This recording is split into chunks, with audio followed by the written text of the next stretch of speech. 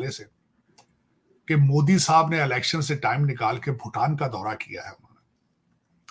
जो उसमें सबसे बड़ी बात है, 2 दिन का दौरा होगा, हाईएस्ट सिविलियन अवार्ड भूटान का पहली दफा किसी को दिया है, ये मोदी साहब को आनर मिला है। जो अवार्ड दे रहे हैं उसका नाम है दुर्ग गेलापो। हालांकि वो हमारे बाद आज़ाद हुए हैं, फिर भी एक दिन में पता नहीं क्या क्या कुछ बन जाता है। एक दिन में उन्होंने अपनी करेंसी कहाँ से कहाँ पहुंचा दिया। भारत के वजीर आजम नरेंद्र मोदी साहब के हिस्से में एक और बहुत बड़ा अवार्ड आ गया है, और हुआ कुछ यूं है कि भूटान का विजिट करते हुए इंडिया के प्राइम मिनिस्टर को भूटान के किंग की तरफ से दी हाईएस्ट सिविलियन अवार्ड दिया गया है। नमस्कार दोस्तों, भारत के प्रधानमंत्री मोदी जी ने अभी 2 दिन का भूटान का दौरा किया, जिसमें भारत के प्रधानमंत्री मोदी जी ने भूटान में एक अस्पताल का उद्घाटन भी किया। साथ ही भूटान ने भारत के प्रधानमंत्री मोदी जी को अपना सबसे बड़ा सिविलियन अवार्ड दिया है, जिसे देख करके पाकिस्तानी भी भारत के प्रधानमंत्री मोदी जी की जम करके तारीफ कर रहे हैं, क्योंकि जिस तरह से भारत के प्रधानमंत्री मोदी जी ने सफलतापूर्वक भूटान का दौरा किया है, उससे चीन और पाकिस्तान दोनों ही काफी ज्यादा परेशान नजर आ रहे हैं। हाईएस्ट सिविलियन अवार्ड है जो कि वो दे रहे हैं। इंटरेस्टिंग चीजें आपको पता है, मैं जरा थोड़ी सी यूनिक चीजें अपनी मर्जी के लिहाज से देखता रहता हूँ। मोदी साहब के लिए उन्होंने नगमा गाया वहां पे, गारबा उन्होंने सॉन्ग गाया जो, और लेकिन मोदी साहब ने खुद लिखा हुआ था। ये बड़ी इंटरेस्टिंग बात है। मैं अब ढूंढूंगा उसको और आपको बताऊंगा, आपके देखने वालों को ढूंढ के वो नगमा गा के सुनाऊंगा। फिर उसके बाद वहां के किंग जो है उन्होंने किया, उन्होंने उनको जो जिस लफ्ज से बुलाया बड़े भाई के, उन्होंने जब खिताब किया 1968 के अंदर सफारती रिलेशनशिप भारत के साथ शुरू हुए हैं। मोदी साहब गए हैं, इन्होंने एक हॉस्पिटल इंडिया की मदद से बनाया है, उसका इफ्तिताह करेंगे। एक उसमें बुद्धिस्ट मॉनेस्ट्री है जहां जाएंगे, जहां वहां भी खिताब करेंगे। ये सबसे बड़ी बात है। अब क्यों गए हैं सब, और इतने कीमती वक्त, जो कि इलेक्शन चल रहा था, इलेक्शन में से टाइम निकाल कर गए हैं, जरूरी था, इंपॉर्टेंट था, क्योंकि चाइना मुसलसल अपने मसल फ्लेक्स कर रहा है उस रीजन के अंदर। मैंने शायद आपको बताया था कि मालदीव में भी, मालदीव तो उन्होंने बेच के रख दिया ना, बेच दिया, वो पैसे ले लिए। ये बड़ी बीमारी है, ये बहुत बड़ी बीमारी है। करप्शन हमें खाए जा रही है। चाइना से पैसे लेते हैं, भाईजान दुबई में मकान ले लेते हैं, और ज्यादा करने वाले मेरे ज्यादातर मोहम्मदन भाईजान है, वो ज्यादा उनको शौक है लंदन में और दुबई में, प्रॉब्लम बहुत शौक है ना, बहुत शौक।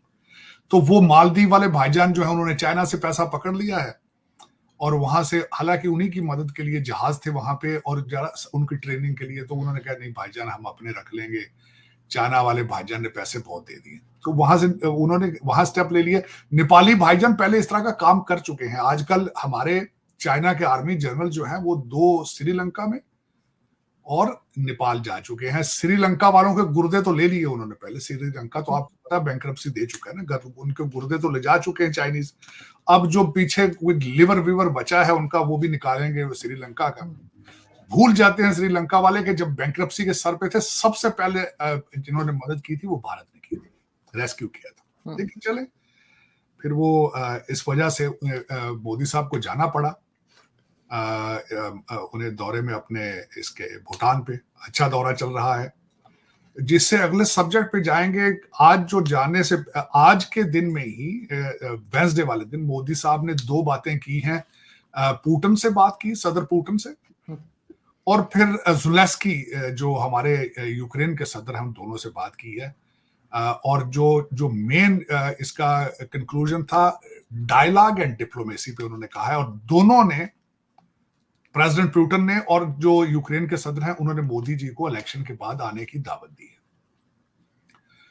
अब उसमें जिस तरह हम बात कर रहे थे कि आप ये स्टेटस कब एंजॉय करते हैं, to become a peace keeper या नेगोशिएटर या रीजनल पावर, तो आपको कुछ देना पड़ता है। ट्रेड है, कहते हैं ना, चुधाटें जो होती हैं, जब चौधरी बनना होता है तो कुछ पैसा लगाना होता है। अब जिस तरह मैंने आपको बताया कि भूटान गए हैं, वहां हॉस्पिटल दिया उन्होंने। इसी तरह बांग्लादेश गए, उनको पैकेज दिया था, इंटरेस्ट फ्री लोन, इंटरेस्ट दिया था। यहां भी मुसलसल यूक्रेन में भारत जो है वो ह्यूमैनिटेरियन एड वहां पे उनको सप्लाई कर रहा है।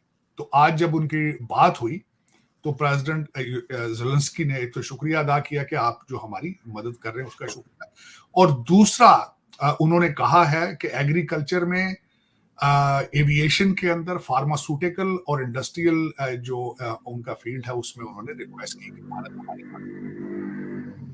और दूसरा इसमें स्विट्जरलैंड के अंदर जो एक पीस समिट हो रही है, इनाग्रल पीस समिट, उसके अंदर उनकी मुलाकातें भी होगी, लेकिन दोनों तरफ से जो इनविटेशन आई है, इनविटेशन ऐसे नहीं होती। जाहिर है जब वो आपके ऊपर उन्हें एतमाद होता है, वो समझते हैं कि we have some kind of understanding both side से, तब इनविटेशनें दी जाती हैं और किसी कॉन्फ्लिक्ट पे बात करने की दावत दी जाती है। तो अब आप कहेंगे कि ये कोई इतनी बड़ी खबर इसलिए नहीं है कि नरेंद्र मोदी साहब को तो दुबई में भी हाईएस्ट सिविलियन अवार्ड दिया गया, उनको तो सऊदी अरेबिया में भी हाथों हाथ लिया गया, वहां से भी सिविलियन अवार्ड मिला, लेकिन ये भी एक बहुत बड़ा, बहुत अहम जेस्चर है भूटान की तरफ से।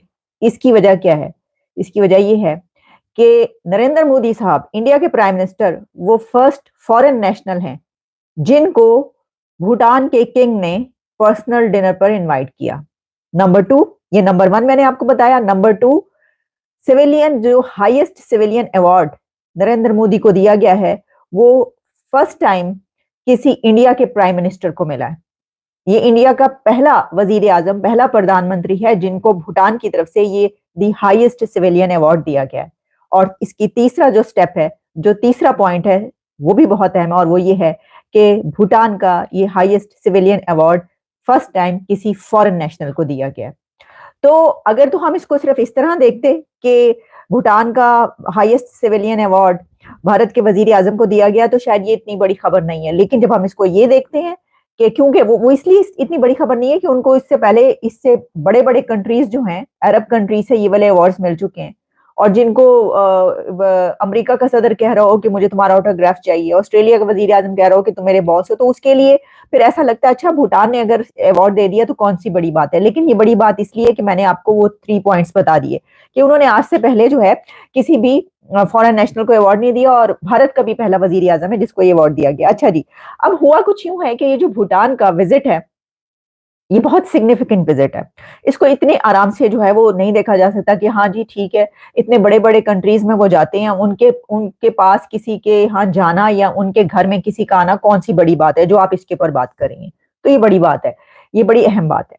और उसकी वजह यह है कि जो भूटान का ये विजिट है, इसमें चाइना जो है वो जहां पर खड़ा इस वक्त ये विजिट देख रहा है वो बड़ा अहम है, क्योंकि जो भूटान, इंडिया और चाइना के रिलेशनशिप है, या जो आप तीनों का आप ये देख रहे हैं एक त्रिकोण, इसके अंदर चाइना ये चाहता है, चाइना की ख्वाहिश है कि उसकी भूटान के अंदर प्रेजेंस हो, वो अपने वहां पर इन्फ्लुएंशियल होने के लिए, अपनी प्रेजेंस वहां पर कायम करने के लिए बड़ी उसकी कोशिशें जारी हैं। लेकिन इसी दौरान जो है, जो इंडिया है उसके भी बड़े गहरे ताल्लुकात भूटान के साथ हैं, और फिर जो टेरिटरीज हैं वो किस तरीके से मिलती हैं, बॉर्डर्स जो हैं उनकी अपनी एक, तीनों के जो है वो अपनी जगह है, वहां पर क्या चलता रहा है।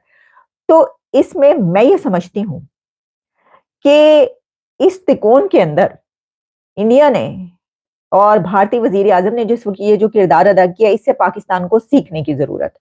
वो कैसे? वो ऐसे कि अभी मैंने आपको एक दिन पहले ये खबर दी कि जो डिफेंस मिनिस्टर है पाकिस्तान के, उन्होंने अफगानिस्तान को ये कहा कि जनाब अगर जो है तालिबान को ना रोका गया तो हम अफगानिस्तान और इंडिया के बीच जो कॉरिडोर है, ट्रेड कॉरिडोर, वो बंद कर देंगे। वो कर सके या ना कर सके, उन्होंने ये कहा ना, जिससे हमारी फॉरेन पॉलिसी का पता चलता है। देखिए, फॉरेन पॉलिसी वो होती है जिसमें आप दुश्मन को शिकस्त देने के लिए, डिफीट देने के लिए अपने दोस्त को जो है वो अपने साथ रखें, अपने दोस्त को इस्तेमाल करें, अपने दोस्त के साथ मजीद दोस्ती बढ़ाकर आप दुश्मन को पैगाम दें। अपने दुश्मन को पैगाम इस तरीके से देना कि तुम्हारी ऐसी की तैसी कर देंगे, या हम अगर हमें तालिबान से मसला है तो हम दो मुल्कों का ट्रेड रूट बंद कर देंगे, ये तरीका नहीं है।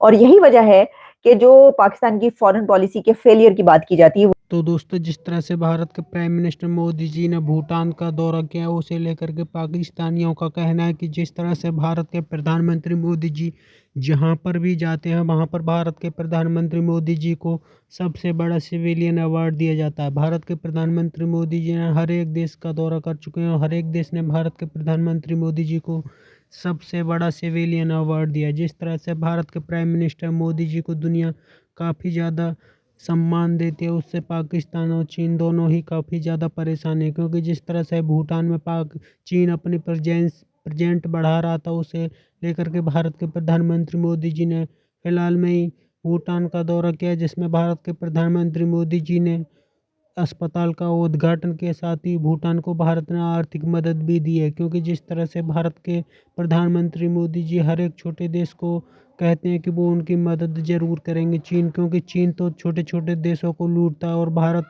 उनकी मदद करता है जिससे वो भी कुछ कर पाएँ। जिस तरह से चीन महंगा महंगा कर्ज देकर इन छोटे छोटे देशों को अपने कर्ज जाल में फंसा कर बाद में उनको पूरी तरीक़ा से लूट कर और भाग जाता है और वो डिफ़ॉल्ट हो जाते हैं। आपकी क्या राय कमेंट में ज़रूर शेयर करें।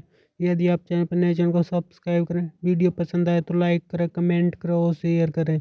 जय हिंद, वंदे मातरम।